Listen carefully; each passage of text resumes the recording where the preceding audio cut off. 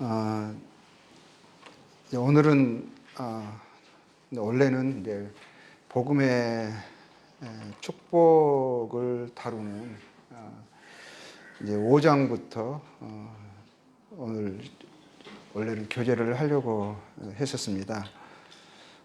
그런데 이제 복음의 축복을 다루기 이전에 다시 한번 이렇게 짚고 이렇게 넘어가야 할 부분, 그리고 점검하기를 원하는 그런 부분이 생각이 되어져서 그 부분을 이제 점검을 하고 이제 한번 짚어보고 나서 주님이 허락하시면 이제 다음 주부터 이제 계속 말씀을 이제 로마서 5장 이후에 말씀을 이어갈 수 있을 것 같습니다. 먼저는 이제 사도 바울이 여러 번 로마에 가기를 힘썼습니다. 그런데 그 길이 계속 막혔었어요. 그 측면을 이제 저희들이 잠깐 로마서 1장 13절 보겠습니다. 1장 13절 보면, 형제들아 내가 여러 번 너희에게, 노마에죠, 가고자 한 것은 너희가 모르기를 원하지 아니하노니 이는 너희 중에서도 다른 이방인 중에서와 같이 열매를 맺게 하려 함이로되 지금까지 길이 막혔도다. 어떤 연유인지 로마에 가고자 했던 사도 바울의 여러 노력과 시도가 막혔어요. 그래서 이제 못 가고 있었고, 그래서 이제 이 로마서를 이제 써서 이제 고린도 지역에서 썼는데, 이제 베베라는 자매를 통해서 이 로마 교회에 전달을 하게 된 거거든요.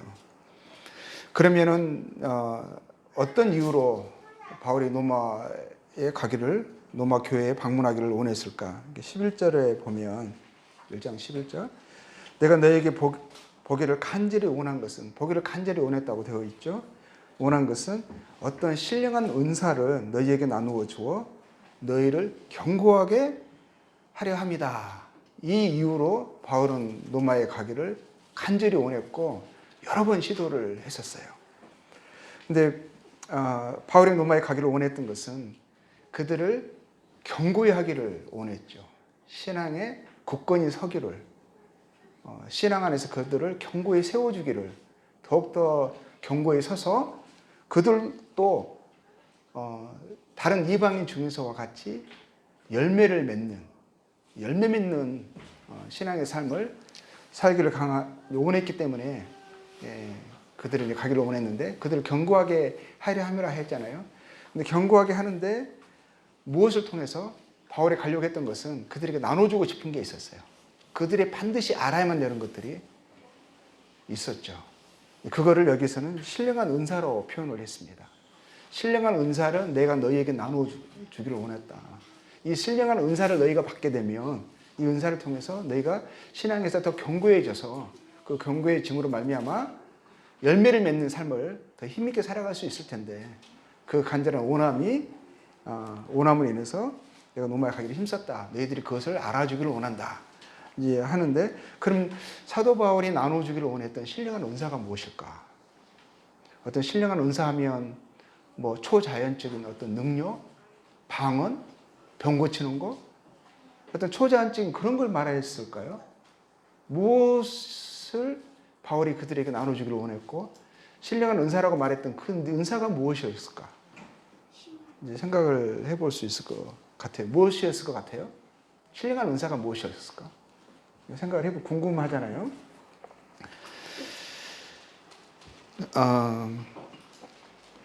근데 이 로마 이 교회는요, 작은 별 볼 일 없는 영향력이 없는 그런 교회가 아니었었어요.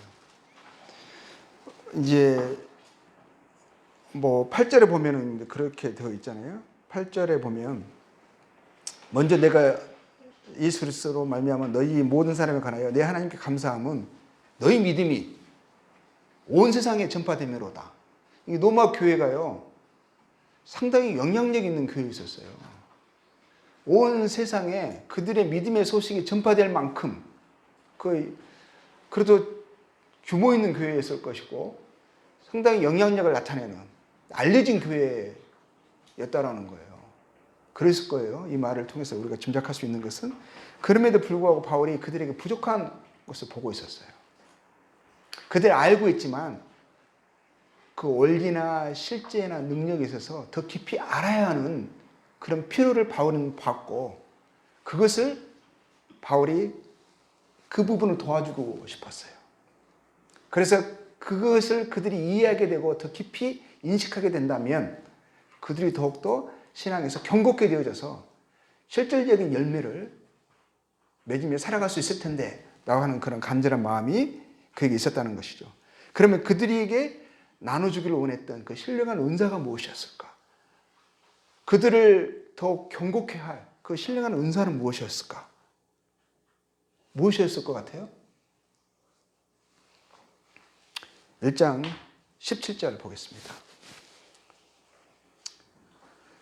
1장 15절 먼저 볼게요. 15절.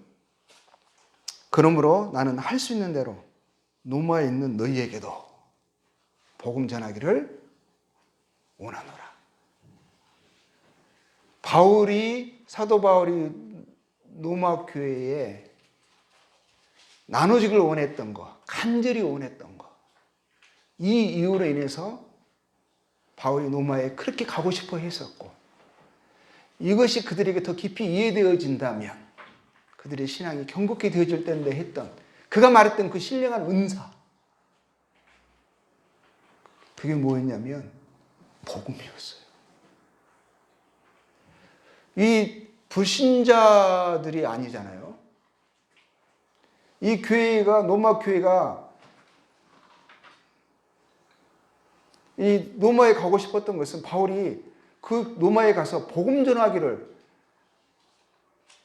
그러니까 복음의 소식을 듣지 못한 자들이 듣고 구원받는 측면에 그런 측면을 이야기하고 있는 것이 아니에요. 바울은요 10장에서도 이야기하고 있지만 분명했던 것은 뭐냐면 그는 복음이 전해지지 않는 곳에 가기를 힘썼던 사람이에요.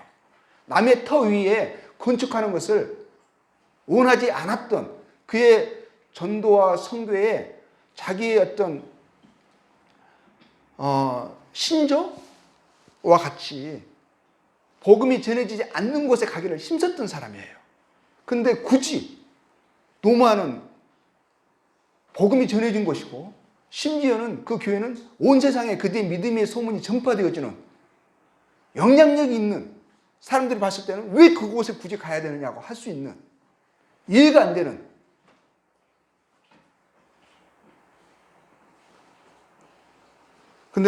그런데 바울이요 성도들에게 복음 전하기를 원했어요. 이 로마 교회. 16장 보겠습니다. 16장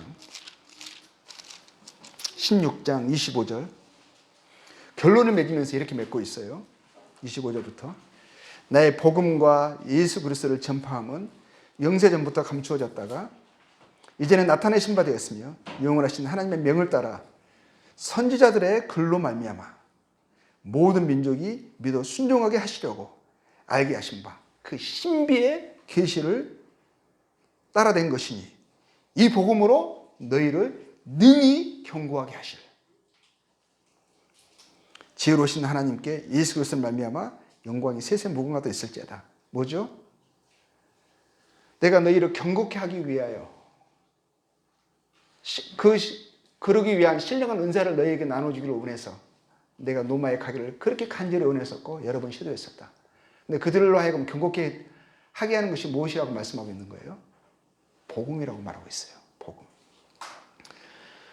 성도들이요, 복음을 이 노마 교회가 복음을 몰랐겠습니까? 십자가의 복음을 몰랐겠어요? 그런 측면을 이야기하는 게 아니죠.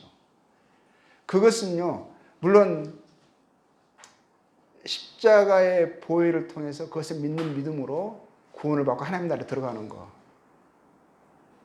복음의 내용이죠. 근데 그게 다가 아니에요. 복음의 원리, 실제, 능력, 알아야 될 만큼 알고는 있는데 알아야 될 만큼 그 진정한 의미와 가치와 실제를 이해하고 있지 못하는 경우가 너무 많아요. 그래서 복음이 마땅히 그 사람에게 실제가 되고 능력이 되어서 맺어야 할 열매를 맺어야 하는데 맺지 못하고 그냥 종교적인 측면으로 머무는 경우가 너무 많은 거예요. 너무 많은 거. 안다고 하는데 복음의 실제적인 열매가 나타나지 않아요. 복음에 합당한 삶이 나타나지 않습니다.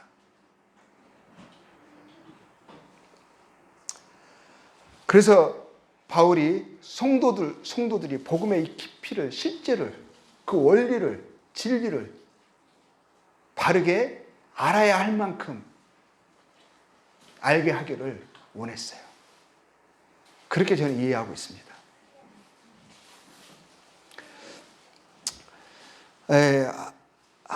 우리가 몇 시간에 걸쳐서 살펴봤죠. 하나님의 진노하시는 삶의 형태가 있어요. 삶의 형태. 그 크게 두 가지로 한번 요약을 1장 2장을 통해서 두 가지로 정리를 해보면, 첫 번째는요,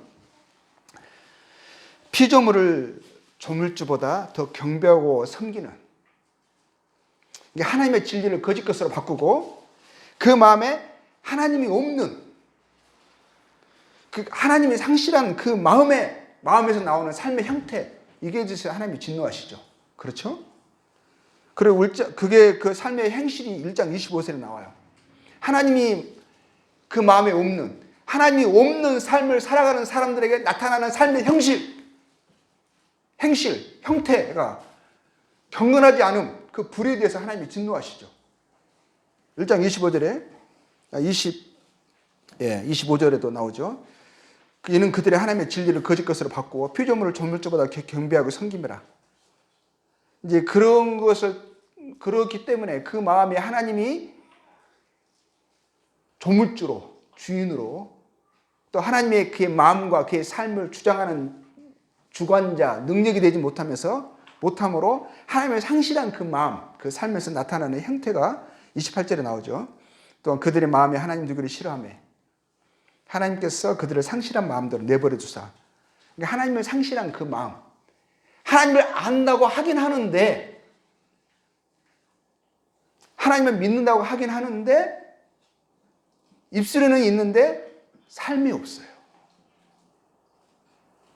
상실한 그 삶의 형태. 경건의 모양은 있는데 능력이 없어요. 그래서 나타나는 그 삶에 합당치 못한 일들이 뭐죠? 하나의 증거로 내어오는 거예요. 하나의 증상으로서. 뭐 불의, 추악, 탐욕이 나와요. 탐욕. 이걸 읽으면서 나하고는 상관없다라고 생각할 수가 있어요. 한번 점검해 보자 이거예요. 악의가 가득한 악의. 뭔가 삐뚤어져 있어요. 모든 걸 좋게 안 봐. 악의가 가득한 자요. 시기. 남이 잘 되고 행복하면 저걸 나에게 일어나야 되는 건데 나에게는 일어나지 않고 다른 사람에게 일어나는 것을 봤을 때 그냥 불편한 마음, 같이 기뻐하는 마음이 안 들어. 시기, 살인, 분쟁, 사기, 거짓말하고 속이는 게 그렇게 문제시하지도 않아요. 익숙해. 양심이 그렇게 예민하지가 않아요. 악독이 가득한 자요. 수군수군하는 자. 수군수군하는 것은 헐뜯는 거거든요. 뒤에서 낱말하는 거거든요. 정확한 사실이 아닌데 그 사람에 대해서 다른 사람이 오해하게끔 만드는 거예요. 잘못된 정보를, 거짓을 흘리는 거죠. 그래서 그 사람을 향해서 나쁜 마음을 품도록 하게 하는 거. 그리고 비방하는 거. 그 사람에 대한 정확한 사실이 아닌 것을 다른 사람들 하게끔 퍼뜨려서 믿게 하는 그런 행위들. 수근수근한 것보다 좀 더 구체적이고 좀 더 대담한 형태죠. 형태. 그리고 하나님께서 미워하시는 거, 능욕하는 거. 능욕이 뭡니까? 남을 업신여기는 거예요. 건방진 거예요. 무례한 거예요. 교만한 자요. 자랑하는 자요. 뭐 쭉 나오죠. 또 31절도 재밌는 게 우매한 자가 나와요. 우매한 자. 우매하다는 것은 미련한 것이거든요. 이것은 뭐냐면 마땅히 알아야 할 것을 알지 못하라는 거예요. 상식에도 못 미치는 거예요. 상식은 보편적인 지식이잖아요. 서로에 대한 어떤 거죠. 지켜야 할 것들을 지키는 거. 그래서 서로의 공공의 안녕, 질서 이런 거잖아요. 근데 이런 알아야 할 것도 마땅히 알아야 할 것도 알지 못하는 이 미련함. 지각이 없는 거예요. 분별력이 없는 거예요. 마땅히 생각할 수 있는 수준을 생각하지 않는 거예요. 공감력이 없는 거예요. 공감력. 이게 미련한 거거든요. 미련한 것이요. 뭐여서 하나님이 그의 삶과 그의 마음에 주장되어 있지 못하는 하나님의 그의 조물주로서 주인으로서 그의 삶을 지배하고 있지 못한 그런 증상들의 하나라는 거예요. 그리고 배약하는 자, 배약한다는 것은 믿을 수 없는 사람인 거예요. 신의가 없는 거예요. 신의가. 그런 무정한 거. 남들의 아픔을 잘 인식되지 않고 느껴지지가 않아요. 무자비한 거. 이런 형태거든요. 이게 이제 갈라디아서 말씀 보면 이런 모습이 갈라디아서 5장에 보면은요. 5장 19절에 보면 이런 형태를 육체의 일이라고 그래요. 육체의 일. 그냥 하나님이 돼서 그의 마음과 삶을 주장해서 나타나지 않는 육신이 소욕과 정욕대로 살아가는 그 삶의 모습, 그걸 육체의 일이라고 말을 하거든요. 5장 19절에. 육체의 일은 분명하지, 그렇죠. 분명하니 음행과 더러운 것과 호색. 뭐 이것은 다 인정하죠. 특히 이제 교회를 다니는 사람들은 다 인정하는 측면이죠. 우상, 술배, 주술, 이기는 안 한다. 나하고는 상관없는 거라고 생각을 하거든요. 근데 원수 맺는 거, 분쟁하는 거, 시기하는 거, 분내는 거. 자기가 옳으면 다 옳아. 남들의 말을 잘 귀 기울이지 않아요. 그리고 쉽게 분을 내. 자기 화를 막 표현을 해요. 자기를 다스리지 못해요.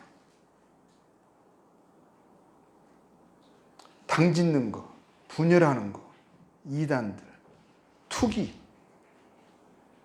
술 취하고 방탕함과 그와 같은 것도 나열하죠. 또 그와 같은 것들이라 하면서 그와 같은 것들이 뭐예요? 육체의 일. 하나님이 그의 입술을 주장하지 못하고 하나님의 진리가 그의 삶을, 그의 마음을 주장하지 못해서 나타나는 하나님이 그의 삶의 주권자가 되지 못함으로 인해서 나타나는 그런 생각들, 그런 행실들을 이야기하는 거예요. 이런 것은 5장 17절에도 이렇게 나오죠. 육체의 소욕. 성령을 거스리고 성령은 육체를 거스리나니. 믿는 사람은 성령의 소욕이 있어요. 진리의 소욕이 있어요. 성령은 진리의 영이시잖아요. 그러니까 진리가 그 마음 안에 있으면 그것이 일으키는 소욕이 있는 거예요. 그렇게 살고 싶어하는 바람이 있어요. 바람. 근데 그런 진리의 소욕을 따르기보다는 그냥 육체의 소욕을 따르는 게 너무 익숙하죠. 그게 너무 자연스럽죠. 그것에 대해서 하나님이 진노하시는데 복음을 안다고 하는데 하나님을 믿는다고 하는데 여전히 성령의 소욕이, 진리의 소욕이 그의 삶을 주장하는 것이 아니라 육체의 소욕이 그를 주장하는, 그래서 하나님이 진노하시는 삶의 형식을 쫓아 살아가고 있는 거예요. 근데 아무런 문제의식이 없어요.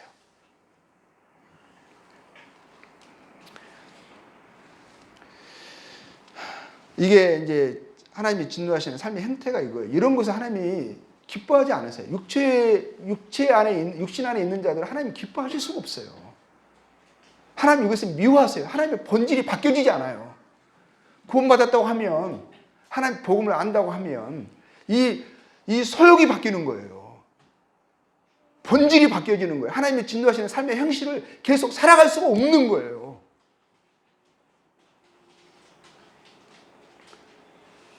하나님 미워하시는 것을 함께 미워하는 거예요. 만약에 내가 하나님을 안다고 하는데 이런 육체의 소유가 내가 자꾸 넘어져요. 그러면 어떤 것이 일어나요? 그 마음에 애통함이 생겨요. 간절함이 생겨요. 변화받고 싶어요. 첫 번째가 이런 삶의 형태가 이렇습니다. 두 번째 삶의 형태는 뭡니까? 하나님이 진노하시는 삶의 형태. 거짓과 회개하지 아니한 마음을 따라서 사는 삶의 형태예요. 그래서 로마서 2장 5절에는 네 거짓과 회개하지 아니하는 마음을 따라. 이 사람들은요, 하나님을 안다고 하는 사람들이에요. 유대인들의 이제 특징을 가지고 이야기하는 건데, 그 사람들은 뭐예요? 자기들이 같은 일을 행하면서 육체의 일에 대해서 다른 사람들은 판단하면서 자기는 판단을 안 받아요. 이 사람들은 자기가 안다, 하나님에 대한 지식이 있거든요. 하나님을 알거든요. 진리의 규모와 진리에 대한 지식이 있어요. 하나님의 뜻을 안다고 말을 해요.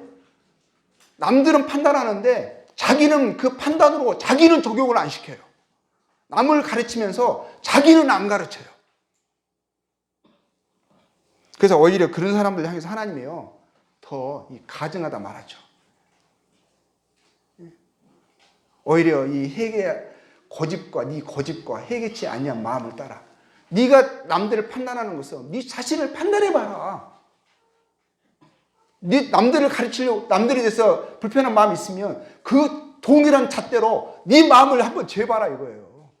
네 삶을 한번 재봐라 이거예요. 너도 판단을 스스로 받아라 이거예요.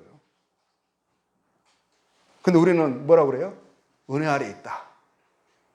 구원받았다. 그런데 하나님의 마치 그런 사람들에게는 하나님이 잣대를 다르게 갖고 있는 것처럼 하는 거예요. 하나님은 이제는 죄를 안 미워하시고 나의 죄는 상관하지 않으시고 이런 삶의 형태를 살아가도 나는 오냐 받으시고 은혜를 너무 오해하고 있는 거예요. 은혜를 방종으로 방탕의 기회로 삼는 거예요.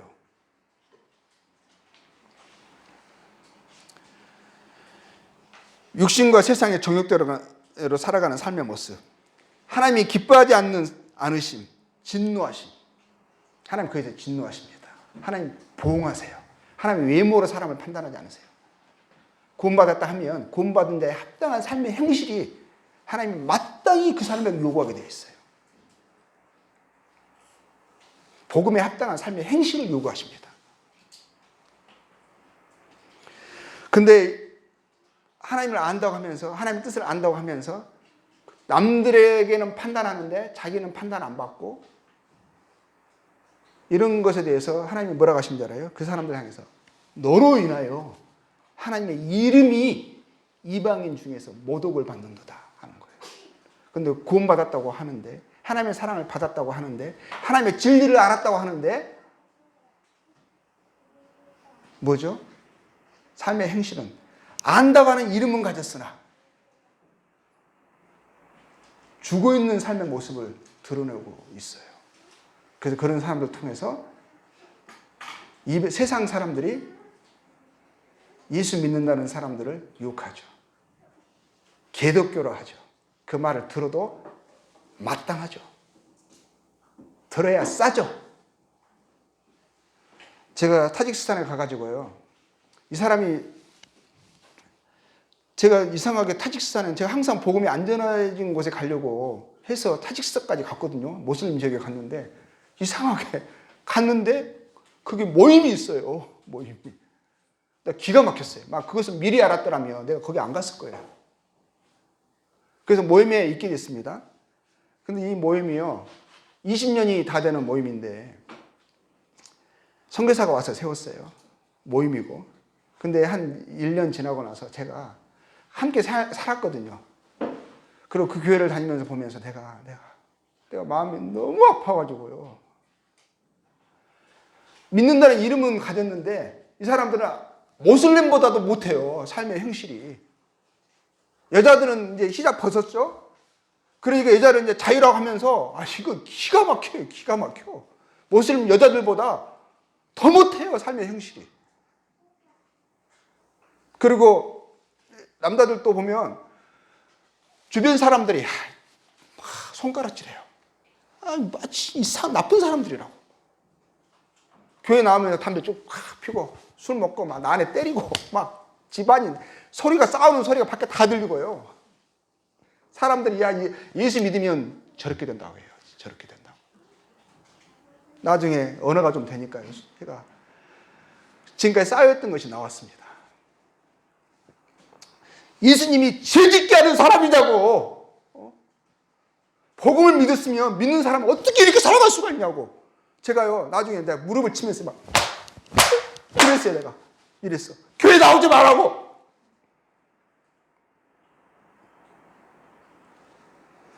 그 나중에 어떤 사람이 울더라고요. 그렇게 살고 싶지 않다는 거 알았대요. 이게 복음에 대해서 심각한 치명적인 오해가 있어요.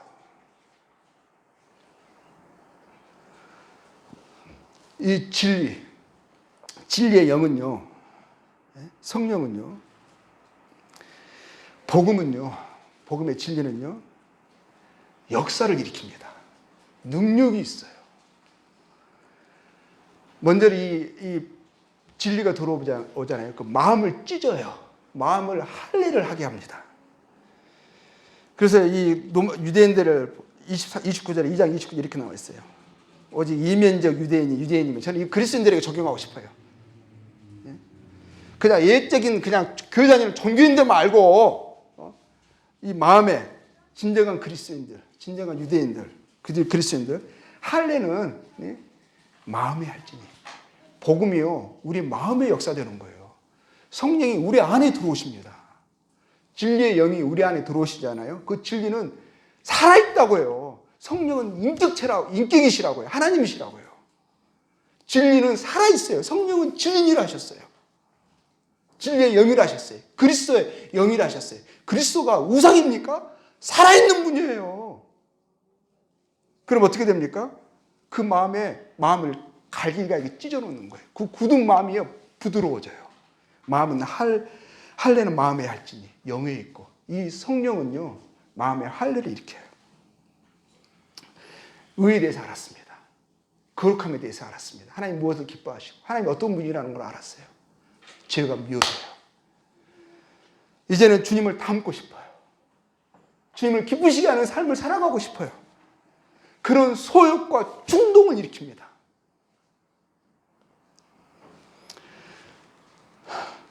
8장 볼게요. 8장 5절. 성령은요 육신을 따르는 자는 육신의 일을, 그렇죠? 영을 따르는 자는 영의 일을 생각하나니 성령이 생각하게 하는 거예요. 생각하게. 하나님의 뜻을 생각하게 하고요. 하나님 어떠하심을 생각하게 하고 하나님의 속한 일을 생각하게 해요. 생각이 바뀌어져요. 생각에까지 영향을 미칩니다. 육신의 생각은 사망이에요. 우리가 육신이잖아요. 육신이 생각을 일으켜요. 그렇죠? 육신이 원하는 삶의 형태를 살아가게 하려고 자극을 주고 생각을 일으키고 우리 몸을 따라오게 하려고 강한 충동을 일으키죠. 근데 성령도 마찬가지예요. 진리가 우리 안에 들어오잖아요. 성령도 인격이시기 때문에 뭐예요?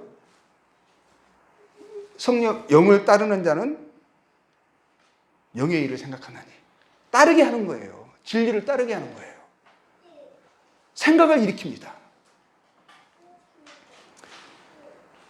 육신의 생각은 사망이요 영의 생각은 생명과 평안이니라. 그래서 그것을 생각하고 그걸 따르게 되면 뭐죠?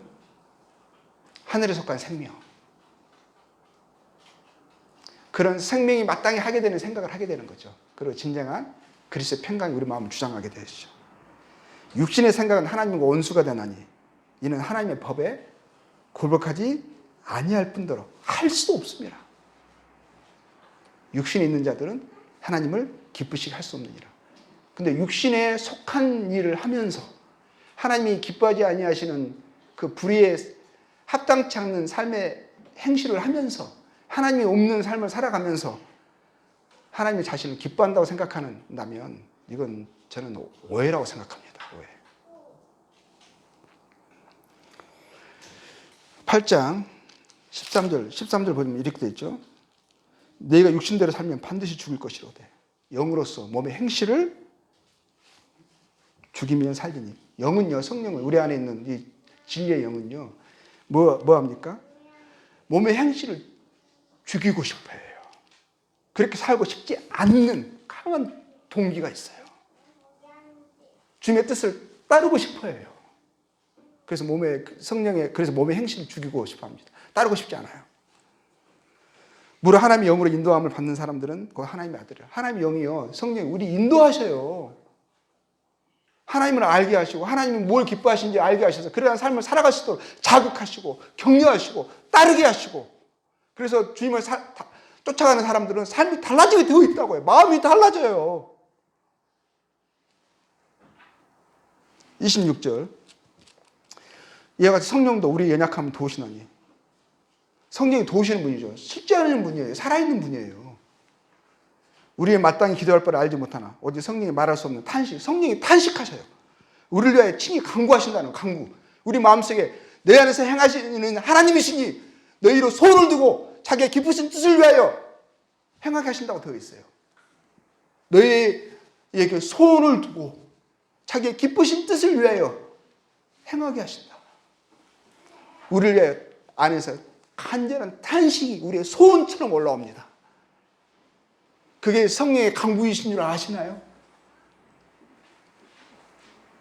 주님을 닮고 싶어 하는 거예요. 마음을 살피시는 이가 성령의 생각을 아시나니 이는 성령이 하나님의 뜻대로 성도를 위하여 간구하심이라. 우리가 알거니와 하나님을 사랑하는 자, 그런 사람이 하나님을 사랑하게 되죠. 하나님을 알아갈수록 하나님을 사랑하지 않을 수가 없죠. 그래서 다른 데 말씀에는 그렇게 되어 있어요. 고린도전서 후서 마지막 부분에는 예수님을 그리스도를 사랑하지 않는 자는 저주를 받을지어다 되어 있어요. 저주를 받을지어다. 사랑을 받았는데 그분을 사랑하지 않는다고요? 그분을 알아가는데 그분을 닮고 싶어하는 마음의 소욕이 일어나지 않는다고요? 그럼 그 사람은 저주받는 삶으로 살아가고 있는 거예요. 주님을 닮고 싶습니다. 갈라디아 5장 우리 17절 봤죠? 육체의 소욕이 있고요. 육체의 소욕은 성령을 거스리고요. 성령은 육체를 거스려요. 이 둘이 서로 대적해요. 서로 싸워요. 내 안에 성령이 소욕, 주의 뜻을 쫓아 살아가고 싶은 소욕이 일어납니다. 성령은 실제예요. 소원과 하나님의 뜻을 쫓아가고 싶은 강한 충동과 동기를 불러일으킵니다. 그래서 성령이 우리 안에 역사하게 될 때 성령을 따르는 자는 성령이 하는 일은 뭐예요? 그래서 그리스도를 닮은 인격을 그 열매로 드러냅니다. 성령의 열매가 뭐죠? 사랑, 희락, 화평, 오래 참음, 온유, 또 친절해, 무례하지 않아요. 다른 사람들을 나로 인해서 예수님이 욕먹는 거, 하나님의 이름이 모독받는 거 못 견뎌요. 못 견뎌요. 내가 차라리 죽을지언정 그렇게 살고 싶지 않은 거예요.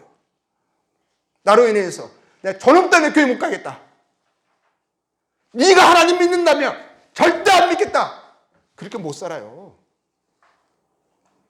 그것이 제일 견디기 힘든 거예요. 그게 차라리 내가 죽을지언정 그런 삶을 살아가느니 주님 저를 데려가 주십시오.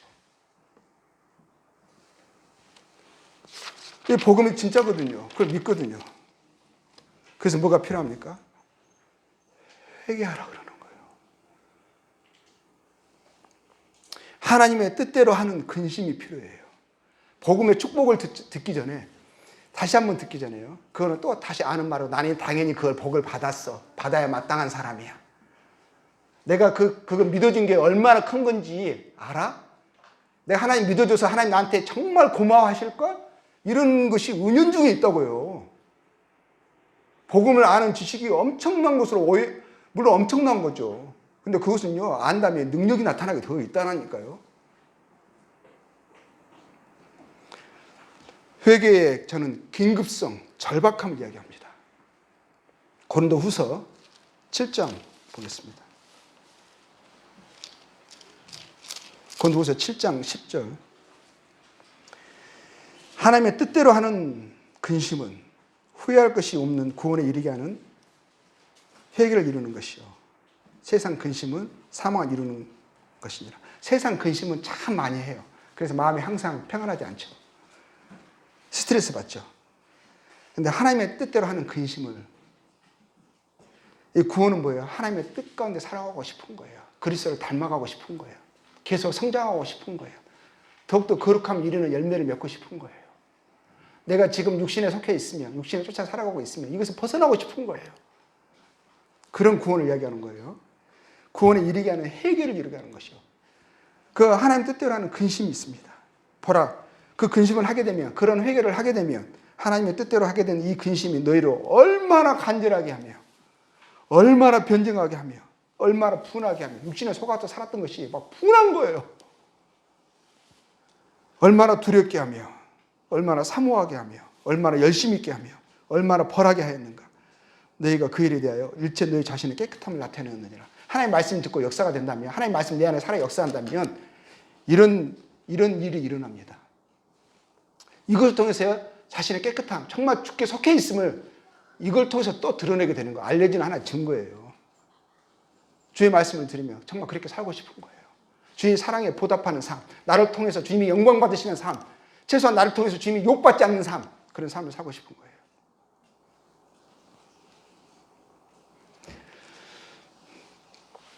그리고 이런 하나님 뜻대로 하는 이 근심은, 이 간절한 이 소원이 우리 안에 필요합니다.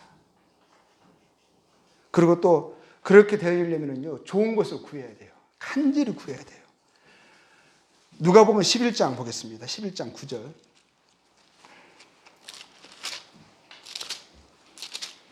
11장 9절. 내가 또 너희에게 이르노니 구하라 그러면 너희에게 주실 것이요 찾으라 그러면 찾아낼 것이요 문을 두드리라 그러면 너희에게 열릴 것이요. 이 말 또 들으니까 또 자기식으로 이해를 해가지고요 이 말을 사용합니다.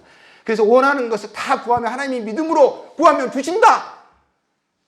세상 근심을, 그 세상의 소욕을, 육체의 소욕을 이 말씀을 가지고 또 인용을 해요. 근데 주님이 그런 의도로 주신 게 전혀 아니거든요. 구하는 이마다 받을 것이요 찾는 이는 찾아낼 것이요 두드리는 이에게 열릴 것이니 너희 중에 아버지 된 자로서 누가 아들이 생선을 달라 하는데 생선 대신에 뱀을 주며 알을 달라 하는데 정갈을 주겠느냐. 이건 뭐냐면 좋은 것을 구하라 이거예요. 좋은 것을. 아버지는 생선 주고 싶어 하시고요. 아버지는 빵을 주고 싶어 하세요. 좋은 것을 자식에게 주고 싶어 하세요. 근데 아들들이 뭘 구하는지 아세요? 정갈을 구해요. 뱀을 구해요. 돌을 구해요. 자기를 사망하게 한, 자기에게 전혀 유익되지 않는 것을, 그것에 대해서 간절하게 구한단 말이에요. 13절에 너희가 악할지라도 좋은 것을 자식에게 줄 줄 알거든. 하물며 너희 하늘 아버지께서 구하는 자에게 성령을 주시지 아니하시겠느냐. 성령, 하나님의 뜻대로 살고 싶은 마음의 소욕을 불러일으키는, 우리가 이것을 구해야 돼요. 하나님의 뜻대로 하게 하는 근심, 그 근심을 구해야 됩니다. 하나님의 영광을 드러내는, 살고 싶어하는 성령의 소욕을 따르는 그러한 삶을 구해야 돼요. 간절함을 구해야 돼요. 내가 주님의 영광을 드러내고 싶습니다. 복음에 합당한 삶을 살아가고 싶습니다. 내가 다른 사람을 이해하는 부분이 약합니다. 내 마음속에 그냥 원망이 자주 일어납니다. 다른 사람이 좋은 걸 보면 시기하는 마음이 일어납니다. 주님, 내 이것을 쫓지 않고 오히려 그들을 우는 자와 함께 울고 즐거워하는 자와 함께 즐거워하는, 내가 주님의 온유를 닮아가기를 원합니다. 이런 좋은 것에 대한 간절함이 있어야 되는 거예요. 그것은 전혀 없어요. 소욕이 전혀 없어. 그러니까 살고 싶지도 않아. 근데 뭔만 구하는지 아세요? 주님 이것 주세요. 이 떡 주세요. 나 잘 살고 싶어요. 뭐 이런 것만 구해요. 썩어 다 없어지는 것들. 속은 지금 죽어가는데, 지금 썩어 있는데 겉의 것만 구하는 거예요. 이거는 종교예요, 종교. 생명을 가지고 있으면서도 종교생활을 하고 있는 거예요. 그러니까 10년, 20년, 30년 지나도요 달라지는 게 없어. 온유해서 자라가지도 않고요. 다른 사람들을 향해서 따뜻한 마음도 없고요. 더 사람들이 고집스러워지고 더 개팍해지고 판단하는 것만 더 늘어도 판단하는 것만.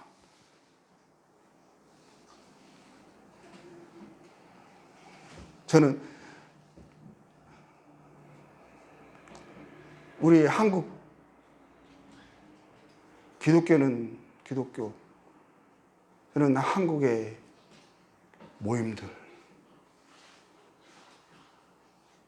가장 시급한 게 무엇일까? 저는 회개라고 생각합니다.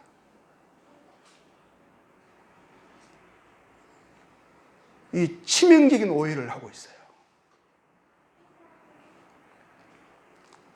바울이 로마 교회에 복음의 바른 이해를 하기를 원했습니다.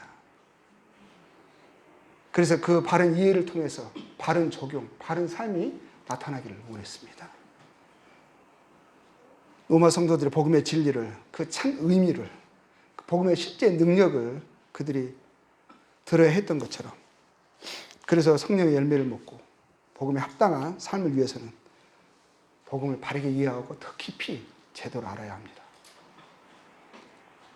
복음은 단순히 어떤 정보나 뉴스가 아니에요. 어떤 천국 가는 보험 증서 그 사인하고 끝나는 게 그 정도가 아니라고요. 근데 복음을요, 그냥 천국 가는 그냥 티켓 정도로, 무슨 그냥 묘약 정도로, 그냥 약물 정도로 마시면 몸이 천국 간대, 이 정도로 그분을 복음을 인격으로, 생명으로 그렇게 생각하지 않아요. 단순한 뉴스가 아니라고요. 그분을 만나는 거라고요. 만남이고요. 이건 인격이에요. 고린도서 1장 9절에는 이렇게 말씀되어 있어요. 너희를 불러 그의 아들 예수 그리스도 우리 주와 더불어 교제하게 하시는 하나님과 살아있는 분과 인격이신 분과 그분과 교제하는 거예요. 그분이 내 마음에 들어오고 그분이 생각이, 그분의 뜻이 나의 머리와 나의 가치관을 주장하고, 그래서 내가 간절한 소원이 일어나서 그분을 닮고 싶어서, 그렇지 못할 때는 주님의 은혜를 구하고 용서를 구하고, 근데 그분을 그것도 다른 게 아니라 사랑해서, 그분의 사랑의 강권하심이 이제는 나를 위해 살고 싶지 않은 거예요. 골로새서 1장 27절에 이렇게 되어 있어요. 하나님이 그들로 하여금 이 비밀의 영광이 이방인 가운데 얼마나 풍성한지를 알게 하려 함이라. 이 비밀은 뭐라고 되어 있어요? 너희 안에 계신 그리스도니 곧 영광의 소망이니라. 그리스도요, 하나님이시라고요. 살아계신 분이에요. 소욕을 불러일으키고 그분의 뜻을 나타내 주셔서 그것을 따라오기를 원하시는 하나님을 안다면 아는 사람들에게 마땅히 나타나야 할 열매들이 있는 거예요. 복음을 안다면, 그 엄청난 복음을 안다면 그 복음으로 살아야 되는 거예요. 그냥 단순히 복음을 듣고 천국 가는 걸로 끝나는 게 아니에요. 그거는 시작이에요. 시작. 한 부분이에요. 전체가 아니라고요. 그분이 내 안에 들어왔으면, 내가 그분을 섬긴다면, 그래서 그리스도를 섬기는 자는, 로마서에 나와요. 섬기는 자는 하나님께 기뻐하심을 받고, 하나님이 기뻐하시고, 사람들에게도요, 뭐라고 되어 있는 줄 알아요? 칭찬을 받느니라. 되어 있어요. 칭찬을 받느니라. 그래서요, 최대한 나로 인해서 주님이 욕을 먹게 하지 않으려고, 그래서 인사도 하는 거예요. 잘하는 거예요. 모르는 사람 찾아가가지고 아저씨, 관리하는 아저씨 봐도 다른 사람들은 막 함부로 해도 우리는 그렇게 할 수가 없는 거예요.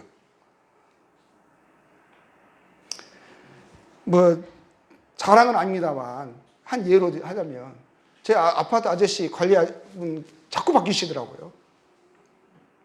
그래서 저는 이제 그 아저씨가 계셔가지고 고맙기도 하고, 또 만나면 항상 반갑게 인사하고, 또 자매 같은 경우는 가끔 가다 이렇게 있으면 과일도 갖다 드리고 막 했거든요.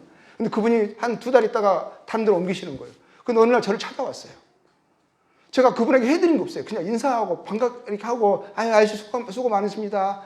인사하고 들어가고 왔다 갔다 나올 때 뵐 때마다 인사하고 이거밖에 없거든요. 근데 아저씨가 나중에 저한테 찾아오시는데, 우리 다음에 저쪽 동으로 간다고 그러면서 하시는 말씀이 너무 고마웠다고. 뭐 이러는 거, 제가 뭘 했는데요. 최소한 다른 걸 떠나서요. 최소한 그냥 그리스도인이니까 내가 예수 믿는다는 거 다른 사람들이 알 텐데 또 알게 해야 되는데 그랬을 때 욕먹고 싶지 않은 거예요. 내가 욕먹는 게 아니라 주님이. 우리가 그런 생각을 주님을 사랑하는 사람은 최소한 그거 있지 않습니까? 그래서 내가 좀 부족한 성격이라면 그 부분, 내가 그것 때문에 다른 사람이 뭐가 난다면 바꾸고 싶은 거예요. 바꾸고 싶은 거예요. 내가 그것 때문에 가족들이 나한테 어려워한다면, 내 가족이 평화롭지 않다면, 내 아내와 자녀들이 나로 인해서 그 가족이 부열화된다면 나 바꿔야 되는 거예요. 반드시 바꿔야 되는 거예요. 나의 어떤 잘못된 습관으로 인해서 가족들이 상처를 받아. 주변의 사람들이 어려움을 당해요. 그럼 그거 넘어갈 수 있는 거예요? 그거를 잘라내야 돼요. 그게 내 오른손이라면 오른손을 찍어내서라도 반드시 변화되어져야 하는 거예요.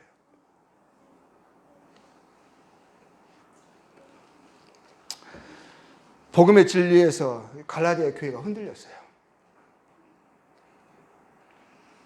그래서 다른 복음에 미혹이 됐어요.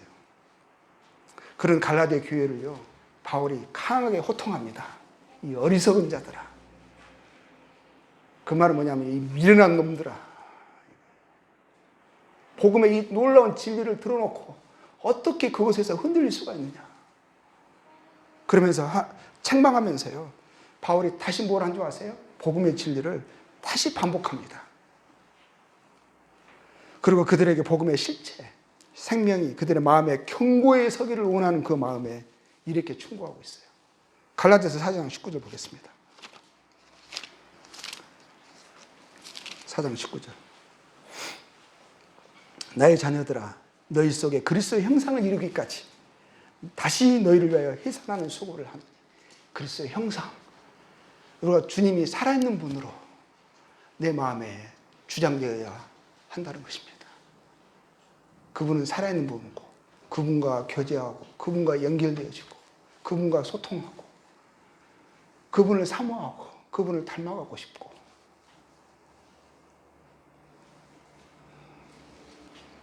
주님을 안다고 하는데 너무 마음이 너무 완고해요. 그 마음이 부드럽지가 않아요. 거짓말하고 속이는 게 다 그냥 익숙해요. 양심이 아무런 영향을 미치지 못해요. 그런 그리스도인들이요 너무 많아요. 복음은 잘 전하는데 교회는 열심히 하는데 심지어는 선교도 하는데 주님의 마음과 너무 먼 사람들이 많아요.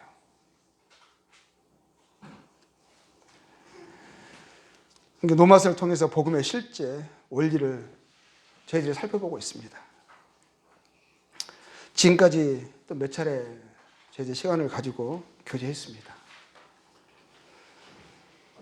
이것 저희들이 하는 것도 다 다루는 게 아니에요. 유학이고 자세히 다루지는 못하고 있습니다. 나중에 이제 노마스의 내용을 더 깊이 알기를 원하시는 분들이 있으면 그런 분들과 함께 더 깊이 공부하고 살펴볼 수 있을 것 같습니다. 근데 저희들이 이 주일에는 이제 한계가 있어서 유학을 강의를 하면서도요. 또 복음의 축복을 제가 다루는 시점이잖아요. 복음의 내용을 다뤘고 복음이 주는 축복을 저희들이 그 약속을 다루는 시점에 단순히 또 이것을 그냥 들어버리면 다 아는 내용이고 귀에 못이 박히도록 10년, 20년, 30년 동안 다 귀에 못이 박히도록 들은 내용이에요. 더 내용 또 이야기한다. 이럴 수 있는 내용이거든요. 근데 그러기 이전에 다시 한번 우리가 좀 마음이 복음의 축복을 똑같은 내용을 다시 듣지만 준비되어지고 각성되고 이 필요에 대해서 절실하게 이것에 대해서 내 마음에 능력이 될 수 있도록 우리 마음이 좀 준비가 됐으면 좋겠어요. 그래서 그냥 또 진행되는 그냥 지루한 강해가 되지 않고 또 현실과 너무 동떨어져서 나하고 상관없는 이야기로 나의 마음에 어떤 영향도 미치지 못하는 그런 시간이 되지 않았으면 하는 마음이 있어요. 그래서 다시 한번 자신을 돌아보고 하나님의 뜻대로 하는 근심, 구원에 이르게 하는 회개의 어떤 신념을 저희들이 가지고 그 마음으로 로마서를 계속 몇 시간 더 살펴보았으면 하는 그런 마음이 있습니다. 그러면 그렇게 지루한 시간은 아닐 거예요. 이제 만약에 저희들 마음이 그래 간절한 마음으로 똑같은 말을 들어도 그 말씀이 제 마음에 능력이 되고 위로가 되고 소망이 되지 않는다면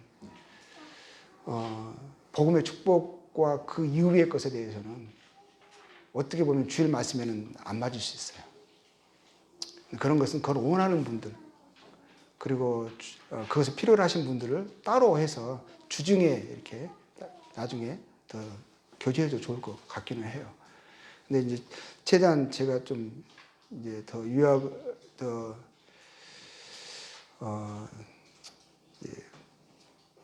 유학 강의를 하는 거니까 이제 더 이제 기도하면서 제가 이제 어떻게 진행할 것인지 아직은 복음의 축복과 이런 똑같은 내용을 계속 다루는 것이 맞는 것인지 제가 더 기도가 필요합니다. 그래서 주님에게 울으면서 이제 다음에 계속 이어갈 것인지 아니면 여기서 잠깐 멈추고 다른 내용을 다룰 것인지는 제가 이제 그런 숙고의 시간이 좀 필요하기는 합니다.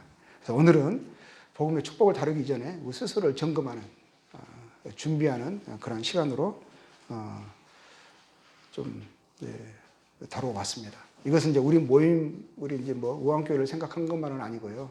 이거는 그냥 한국 그냥 교회를 또 타지키스탄, 몽골을 세계 그걸 생각하면서 복음을 아는 분들, 소식을 들은 분들에게 향하는 제 마음이었습니다.